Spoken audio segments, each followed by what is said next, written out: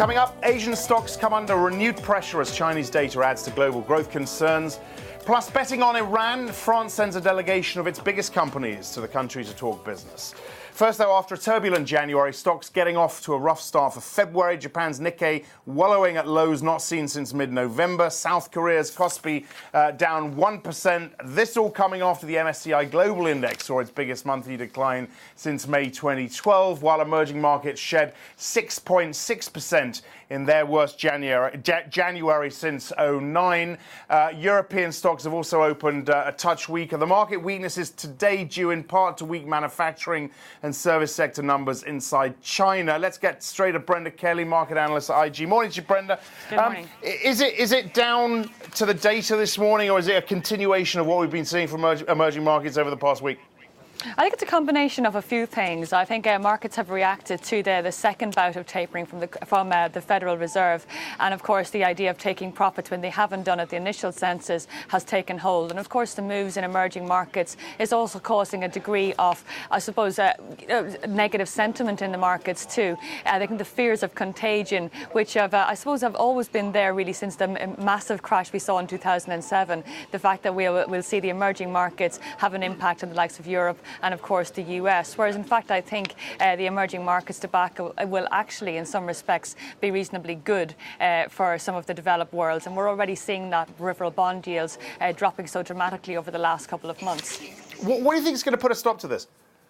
I think what will generally put a stop to it is when we see the correction take hold and we actually see some bottoming in the market. What needs to happen now is the buyers to come in. What normally happened over the last couple of years is that we saw a buy in the dips scenario, and of course with the lessening of the quantitative easing from the Federal Reserve, the Bernanke pot is not there to the same extent anymore, and of course many are expecting to see QE pretty much taper out by the end of 2014.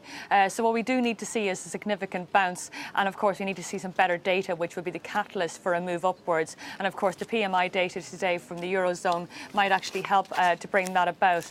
Fairly positive expectations for most of the countries involved, with the exception of course of France, and of course what we'll have to look forward to later on this week is the ECB rate meeting. There are concerns about lack of inflation, and of course I think that may well be leading to the confidence in the peripheries in terms of the bond yields declining so, as I said, dramatically over the last little while. Sure. So whether or not we see any action from the ECB at this particular point remains to be seen. I don't think it will happen at this juncture. There's been far too many denials from the ECB that inflation or lack thereof is a problem. So they'll probably wait and see whether the last cut will start to take effect before they make any additional moves. What about the Bank of England? Also hearing from them this week, housing once again seems to be the issue here. Talk of bubbles. What are they going to do?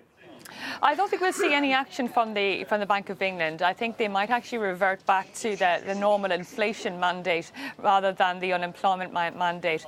Clearly, we're not expecting to see employment rates tick down to the numbers that they are at the moment. And of course, we have seen inflation come back around 2.1%, and inflation expectations have also come back as well. So I think what we'll probably see from the inflation report is a return to the norm, and the expectation that while we might be seeing a housing boom here in the UK, with inflation in houses in November outpacing dramatically 6.7% inflation in houses in that particular month, we could very well hope to see a bit more of a hawkishness from the Bank of England, but I think it might be too early for that just yet. OK, Brenda, thanks a lot.